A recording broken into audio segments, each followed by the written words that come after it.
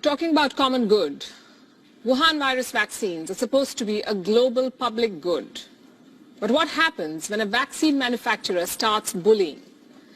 Governments are silenced, supplies are halted, and profits take precedence over saving lives. I'm not describing a hypothetical situation here. I am describing what Pfizer is doing. The American pharma giant, it is doing all of this. It is bullying countries to submit to its demands. We first reported about this back in February this year. While countries like India are sending free vaccines to poorer nations, there are companies like Pfizer which are bullying governments. Pfizer asked to be compensated for the cost of any future lawsuits. Pfizer wanted Argentina to put, and listen to this, put its bank reserves, its military bases, and its embassy buildings at stake as collateral. These are Pfizer's demands. Look at this. Number one, Brazil waives the sovereignty of its assets abroad in favor of Pfizer. That the rules of the land be not applied on Pfizer. Number three, that Brazil take into consideration a delay in delivery. Number four, that Pfizer is not penalized for a delay in delivery. And number five, in case of any side effects, Pfizer be exempted from all civil liability. 8 months have passed since we reported this. Pfizer has not changed. It is still putting profits above public health. It is still forcing governments to bend to its will. An advocacy group has thrown up more details of what Pfizer does. It has accessed some confidential contracts of Pfizer. And we have a copy. These contracts are with 9 countries and blocks, and the details are shocking. Desperate countries are being forced to make humiliating concessions to Pfizer. We went through the entire report. We found 6 very important points worth highlighting. Number one, Pfizer has the right to silence governments. It has forced countries to not talk about the deals they strike for shots. Number two, Pfizer controls the donations of its shots, not the country that buys them. Pfizer will decide where the shots go.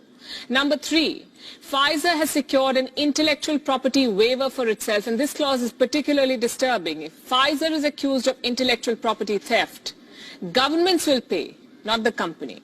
Number four, if there are disputes, private arbitrators and not public courts will decide on them. Number five, Pfizer can go after state assets to secure its compensation. And number six, Pfizer calls the shots on all key decisions. It decides delivery timelines and more.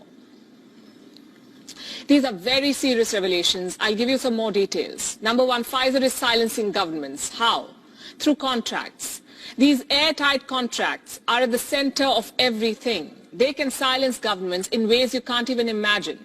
Look at what happened in Brazil. Pfizer agreed to supply its Wuhan virus vaccines to Brazil. And it sneaked in this clause in the agreement to force Brazil to not share any specifics about its deal with Pfizer. Let me read it out for you. This is what it says. The Brazilian government is prohibited from making any public announcement concerning the existence, subject matter, or terms of the agreement, or commenting on its relationship with Pfizer without the prior written consent of the company.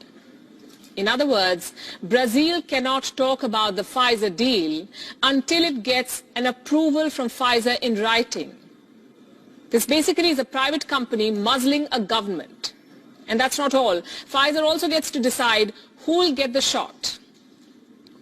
Suppose someone wants to donate Pfizer shots to Brazil. Can they do it? They cannot.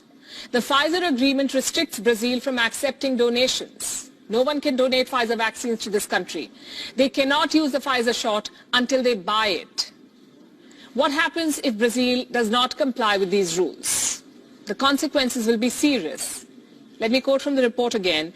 If Brazil were to accept donated doses without Pfizer's permission, it would be considered an uncurable material breach of their agreement, allowing Pfizer to immediately terminate the agreement. Upon termination, Brazil would be required to pay the full price for any remaining contracted doses. So Brazil will have to cough up the entire payment, and Pfizer won't even have to supply the full consignment of Wuhan virus shots. What happens if someone accuses Pfizer of stealing its vaccine technology, of intellectual property theft? The government will be forced to defend Pfizer. It's unbelievable. We had to read this twice to let it sink in. And guess what? At least 4 countries have been forced to protect Pfizer's patent. Meaning these governments are defending Pfizer for intellectual property theft, while the company is free to use anyone's intellectual property as it pleases. Colombia is one of these victims. I'll explain with an example. Suppose a domestic vaccine maker or any pharma company in Colombia goes to court and they accuse Pfizer of infringing their vaccine patent. Who will be the one fighting that case? Not Pfizer. Even though they're the accused party, it's not Pfizer and their lawyers who will be in court. It will be the Colombian government. The government will have to defend Pfizer. And if they lose the case, it will be the Colombian government that will have to pay the settlement, not Pfizer. What if these governments want to get out of these tough contracts? They won't be able to sue Pfizer at home. The matter will go to a secret panel of 3 private arbitrators in New York. Pfizer will be tried as per New York law and not the laws of the land where it sells vaccines. And these countries will pay heavily if they lose in arbitration.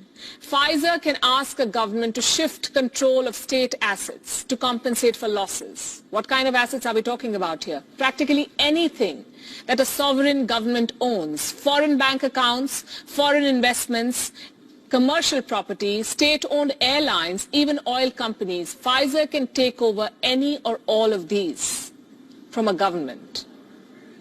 Basically everything happens on Pfizer terms once a country decides to buy its vaccine. Even the delivery of shots is decided by the company. In Brazil, in Albania, in Colombia, Pfizer gets to decide the delivery timetable for vaccines, and the countries will have to agree to whatever they're given, whenever they're given. Pfizer, of course, gets to decide the price. It sets the delivery timelines. It accepts accountability for nothing, and in case someone sues the company, it's the government that foots the bill for the damages, not Pfizer. There is no other way to describe Pfizer's business practices. This is vaccine terrorism. WION is now available in your country. Download the app now and get all the news on the move.